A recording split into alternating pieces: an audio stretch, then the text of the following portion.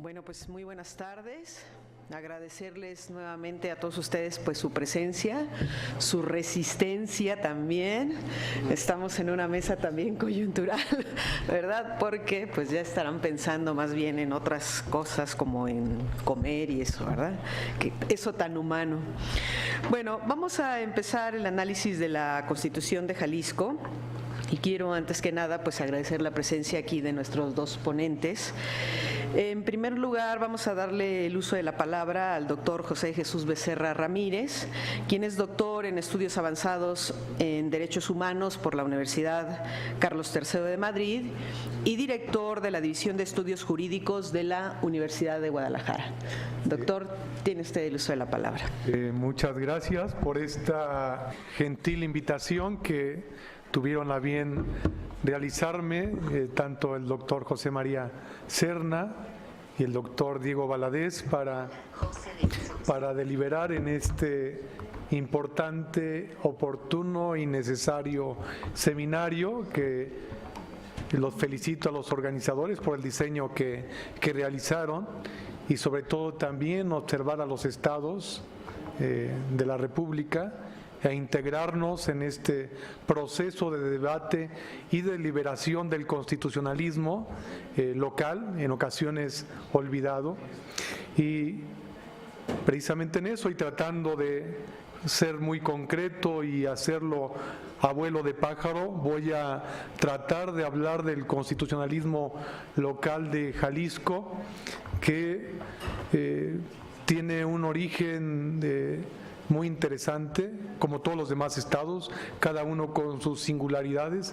Jalisco fue un ferviente defensor del federalismo, porque desde el origen mismo de la República, el Estado, nuestra entidad federativa, levantó la mano y dice sí a la unidad nacional, sí a la integración, pero a través del federalismo. Y fue tal su vehemencia sobre esa idea de hacer un Estado federal para la integración de la República, que incluso llegó el momento de estar ante la guerra. Hay un hecho histórico donde la resistencia de Jalisco, a través de las personas de Severo Maldonado y Prisciliano Sánchez, dijeron sí al pacto federal, sí firmamos ese contrato o ese pacto de asociación, siempre y cuando sea un Estado federal bajo estas perspectivas, con una bandera muy clara: libertad, independencia y soberanía. Sí a ese pacto. De ahí que los centralistas y el gobierno de la República en aquel tiempo en ciernes, incluso el propio ese gobierno ejecutivo compartido en 3 personas, muy molestos con Jalisco, lo tacharon de no ser partidario de la unidad nacional, incluso tachándolos casi de subversivos o planteamientos no favorables a la unidad nacional. Esto lo cito porque el contexto del constitucionalismo de Jalisco no fue producto de generación espontánea, sino fue producto de eso.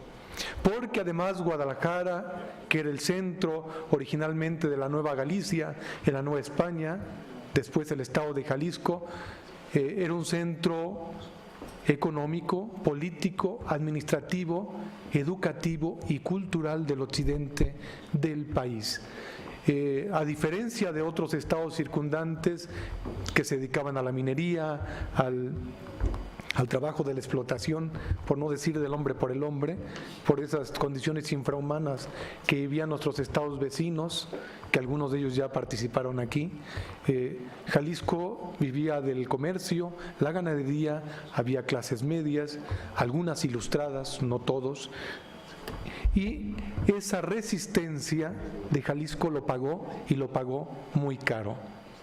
Le cercenaron parte de su territorio porque era una preocupación del centro, esa vehemencia por el federalismo, que le cercenaron Colima, aunque no se mencionó hace un momento, se le cercenó, y parte del norte como Zacatecas y el otro estado vecino, precisamente por su vehemencia del federalismo. De ahí que la primera constitución de 1824 de Jalisco se hizo énfasis precisamente en la idea de un Estado federal, y hay una preocupación muy evidente de hacer su demarcación territorial interna por la preocupación evidente de su unidad del Estado de Jalisco, dividido en cantones, es decir, la demarcación territorial que traían desde la época colonial y que resaltaban en esa unidad. De ahí pues que hicieron una constitución muy interesante. Incluso hay un hecho que voy a compartir en este ejercicio muy rápido y resumido. Hay un hecho que de cierto aire hacia el cosmopolitismo, porque en esa constitución de 1824, que después saltaría a la del 17, reconocía a los extranjeros como jaliscienses, pero no únicamente como jaliscienses, sino como ciudadanos, con el simple hecho de residir en su territorio. ¿Cómo nos ayudaría tanto eso? A su momento lo decían, y lo decía el doctor Serna, de recordar o desempolvar esas instituciones, ahora que se habla de dividir y de separar, donde la ciudadanía se tiene como un apartheid en ocasiones, dijera el propio Ferrajoli, una forma de separar. La ciudadanía no es para integrar, sino separar. Jalisco, en su constitución de 1824, decía: el extranjero, con el simple hecho de estar aquí en el país y en el Estado, es jalisciense, pero no solamente es jalisciense, es ciudadano. Así pues, eso con el tiempo desapareció en nuestro constitucionalismo local, porque incluso después de la revolución, con nuestro nacionalismo revolucionario, se llegó al extremo, y yo creo que ya en exceso no se justifica por las invasiones que tuvimos para excluir al ser humano. Hay que excluir a otro, al arrogante, al perverso, al que discrimina, pero no al ser humano. Y ahora, incluso en el nuevo constitucionalismo, todavía queda un remedio ahí de esas cosas que no deberían de estar. Dice: se prefieren los trabajos al jalisciense que al extranjero.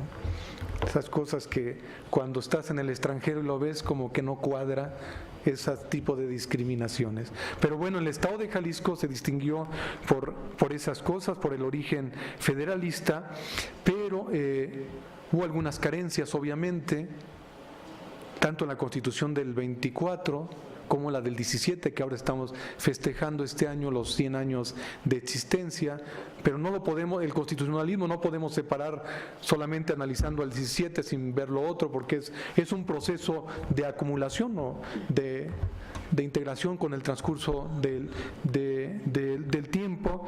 El constitucionalismo local, pues por esa vehemencia de defender, se preocupó mucho por diseñar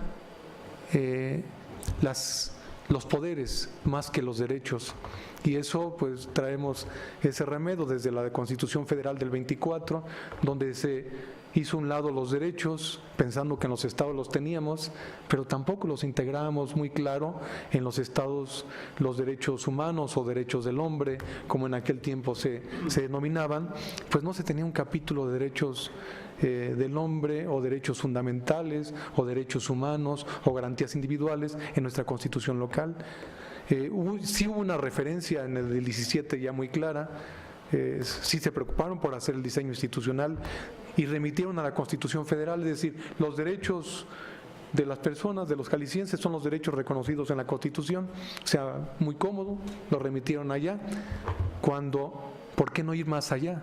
Creo que ese es el gran déficit. ¿Por qué no vamos más allá a los estados cuando la misma Suprema Corte en México ha dicho: está bien, no pueden ir en contra de la federación, pero sí pueden ir más allá, es decir, innovar cosas?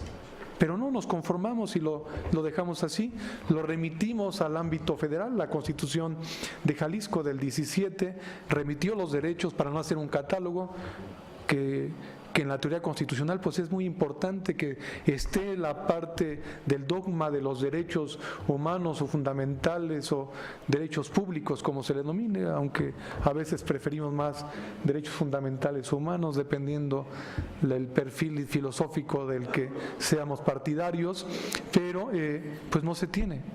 Pero conforme fue pasando el tiempo, nuestra Constitución, con esa división clásica de poderes y que lo fuimos siguiendo muy al estilo norteamericano, aunque con alguna singularidad nosotros, desde la del 24, y me regreso un poquito, también tuvimos la figura del Senado, pero con una característica muy clara, dice, en auxilio del gobernador. Se crea un Senado de 5 personas con sus 2 suplentes para auxiliar al gobernador. O sea, no era para otra cosa, sino auxiliar al gobernador, como un Senado estilo romano, que sea mentes brillantes, intelectuales, que auxilien al gobernador. Pero bueno, en este pasaje histórico seguimos explicando la Constitución de Jalisco. Posteriormente se hizo una adecuación también muy interesante. En los años 90, ya del siglo XX, ya se hace referencia a los derechos, se empieza a corregir las cosas, hablan ya una parte de las obligaciones del hombre, de las obligaciones y sus derechos fundamentales, es decir, de los derechos y obligaciones fundamentales, así decía. Y en esa parte hay que distinguir del caso de Jalisco un hecho que llama mucho la atención. Le dan relevancia a la Declaración Universal de Derechos Humanos, que es una declaración moral, un mandato ético, no es un tratado internacional, y la Constitución de Jalisco la hace suya. Dice, los derechos no solamente remite a la Constitución Federal para el tema de los derechos humanos, sino dice, también son derechos humanos los que están en la Declaración Universal, y que eso no lo dice la Constitución Federal. Es algo muy bueno, porque eso que surge allá en el 10 de diciembre, en el año 48, Jalisco lo hace suyo, es decir, un anhelo histórico universal de ese mandato ético y moral, Jalisco lo hace suyo. Los derechos humanos entran al constitucionalismo local en Jalisco y le dan relevancia a la Declaración Universal, y eso es fabuloso. De ahí en adelante el constitucionalismo de Jalisco se empieza a revolucionar, que también creo que hay un exceso en el detalle, porque de los años 90 a la fecha, preocupados por armonizar con la Constitución Federal, esa Constitución que era muy concreta, la del 17, que incluso en extensión eran 10 páginas, ahora estamos llegando casi a 100, dependiendo el formato que se le dé, es decir, hay un contenido más amplio. Pero ¿por qué en el detalle? Porque todas las reformas que se empezaron a realizar en los años 90, Jalisco la armonizó, y la armonizó literalmente, para no dejar cabos sueltos, tal cual la integró y la está integrando en la Constitución local. Ejemplos: cuando se crea la figura del defensor del pueblo, los ombudsman, o procuradurías de los derechos humanos, o comisiones estatales de derechos humanos, tal cual se bajó a los estados como venía desde la federal. La reforma electoral también, que le da vida a organismos autónomos como los institutos electorales de los estados, literal también lo baja. Toda la reforma para dar vida a los tribunales electorales y todo también lo baja. Eso me refiero, en Jalisco fue en el año 94, por decreto cambian la Constitución, es decir, la del 17 casi se transforma totalmente en el 94, hay un cambio político, el partido tradicional y hegemónico en el país, igual hay cambio en Jalisco, previamente que a nivel nacional, se da un cambio por allá en los años a fines de los 90, se vuelve a cambiar 3 años posteriormente la Constitución, igual para armonizar otras cosas en materia del diseño político institucional, pero sobre todo en cuestiones electorales. Y de ahí hasta la fecha, Jalisco y el constitucionalismo de Jalisco está sufriendo un mal endémico en el país: cómo controlar al presidencialismo. O también lo diría en otras palabras, es un reconocimiento expreso de que el diseño clásico de la división de poderes en México fracasó. Porque empezamos a tener problemas de derechos humanos, un organismo autónomo, burocrático y de los más grandes del mundo, porque tenemos un ombudsman nacional y luego en sus respectivos estados. Nos falló el tema de la desconfianza en materia electoral. Ustedes escucharán, los que son de nuestro país, un anuncio muy pomposo en los medios de comunicación, decía, México tiene un sistema electoral muy robusto. Pues claro que sí. Se crea todo un aparato burocrático para pagar la desconfianza de nosotros mismos hacia nosotros y hacia los partidos, entes jurisdiccionales para resolver condiciones electorales en los estados, organismos de fiscalización y de seguimiento administrativo también en los estados y a nivel federal. Un aparato burocrático tremendo para proteger la desconfianza en nuestro diseño constitucional. Organismos autónomos jurisdiccionales y administrativos y de fiscalización. Y luego lo del gobierno abierto, lo de transparencia. Y todo eso en la Constitución local lo está sufriendo, porque si analizamos la Constitución local vamos a ver esos tipos de parches que se están haciendo, precisamente armonizando todas esas desconfianzas. Y actualmente lo estamos viviendo, y con eso voy concluyendo, el Sistema Nacional Anticorrupción. Y se está armonizando otro aparato burocrático donde se va a crear un comité ciudadano, otras contralorías, otras auditorías en diversas vertientes, un nuevo tribunal superior administrativo.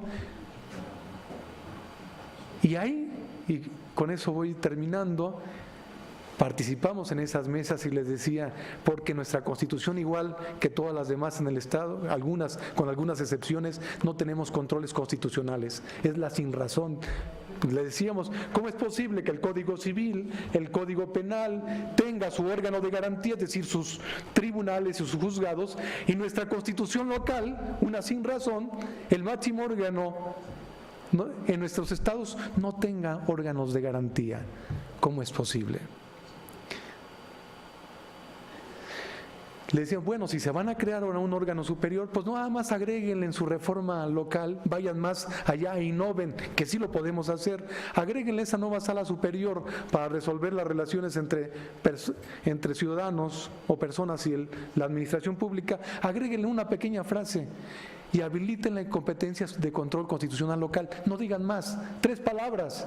Y con eso hacemos la referencia histórica. Pero no fue así. Pero con eso concluyo y termino. Creo que sí hay control constitucional local y lo podemos hacer. Y creo que a veces nuestros jueces locales no saben o no saben hacer o no quieren hacerlo. Creo que sí lo saben. Porque con la reforma que se armonizó sobre la reforma en derechos humanos del 2011, y esa frase sacramental se repite literalmente en nuestro constitucionalismo local. Toda autoridad en el ámbito de sus respectivas competencias debe promover, respetar, garantizar, reparar los derechos humanos. Entonces, control difuso, hace rato se hablaba de que no hay en los estados un tipo de amparo para proteger los derechos. Yo creo que sí lo hay. Porque cualquier autoridad local ya lo puede hacer. La habilitación constitucional ya lo está, control difuso. Es decir, si no tenemos un control concentrado local, pues ya tenemos la habilitación para hacer un control difuso local, porque ya tenemos la habilitación. Entonces, mínimo, en esa armonización, Jalisco la debe tener, pero lo más importante es hacerla efectivo. Pero qué trabajo nos está costando eso del control difuso de que debemos hacer. Para mí no hay duda. Hay algunos que todavía en nuestro país lo dudan. Dicen, no solamente es para los jueces. Entonces los demás se sustraen del Estado constitucional cuando dice toda autoridad. Entonces, ¿no son autoridad los demás? ¿O los jueces de paso menores o de primera instancia no son autoridad? Para mí es una barbaridad que no hagamos uso de nuestro nuevo diseño constitucional, que es muy generoso en temas de derechos, pero muy deficiente en el tema de garantías. Muy deficiente en el tema de garantías. porque a veces más tardaba en salir un tratado, Jalisco en hacer suya la declaración, a veces creo que lo hacían con cierta sinceridad, pues sí, lo asumimos, no lo vamos a cumplir. Entonces, creo que el gran reto del constitucionalismo local, es hacer constituciones locales vivas, como dijera Agostini, ¿no? Constitución vivas, que no sean de papel, y exigir a la Federación el respeto, porque vamos a la inversa.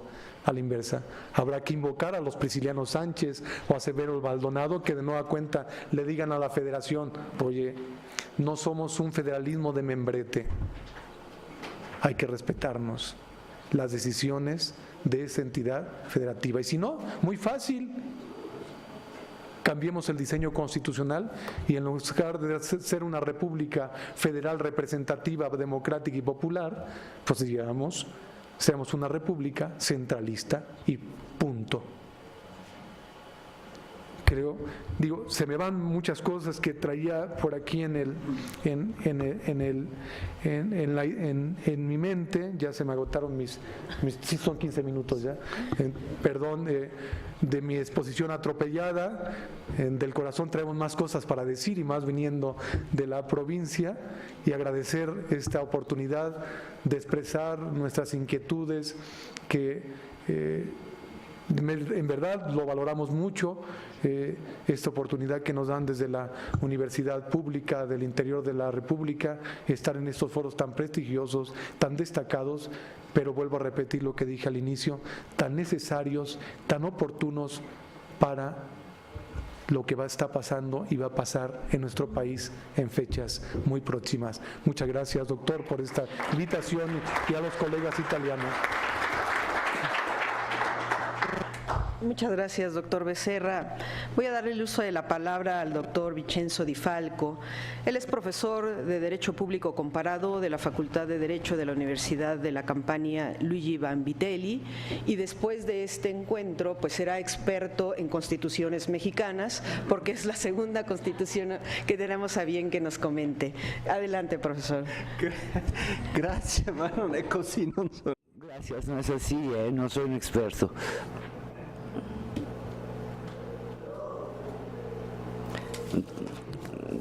Tengo que decir que ha sido una excelente experiencia. Las dos constituciones que me fueron asignadas dan lugar a reflexiones muy interesantes, excepcionales. La que estamos abordando ahorita me llamó la atención en dos aspectos. Toda se dirige hacia la tutela de los derechos, por lo menos de tercera generación, muy avanzados, desde el perfil de los derechos humanos, con una recepción clara de los pactos internacionales, pero le otorgan una notable fuerza. El primer aspecto que me llamó la atención es la técnica de redacción de las normas, porque en este caso está redactada para dar un relieve especial a los derechos. Me explico mejor.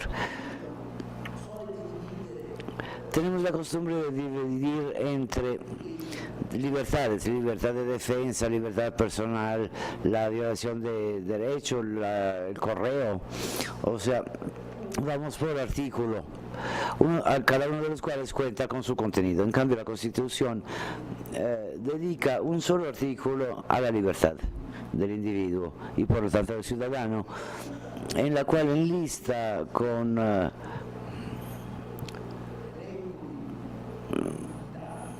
gran abundancia en datos todos los elementos que son fundamentales en un Estado moderno para defender las libertades. Desde el punto de vista de la tutela jurisdiccional y también la tutela administrativa, en ambos casos el artículo 7 contiene todos los elementos que permiten tutelar la libertad del individuo bajo todos los aspectos. Por lo tanto, contiene libertades personales, de la detención, de inspección, de libertad de domicilio, de correo, secrecía de la correspondencia, y después pasar al específico y detallado de la disciplina constitucional de cuándo se puede llevar a cabo una detención y por qué tipo de delito, cómo debe ser el sistema de detención, qué tipo de educación, de instrucción hay que darle al condenado, cuándo se puede hacer un encarcelamiento preventivo y las formas alternativas de justicia, es decir, todos los elementos que en el constitucionalismo moderno son fundamentales, y entonces se encuentran todos en ese artículo que los engloba a todos y que afirma que es importante tutelar a la persona y provee los elementos fundamentales para esta tutela. El otro aspecto que me llamó la atención,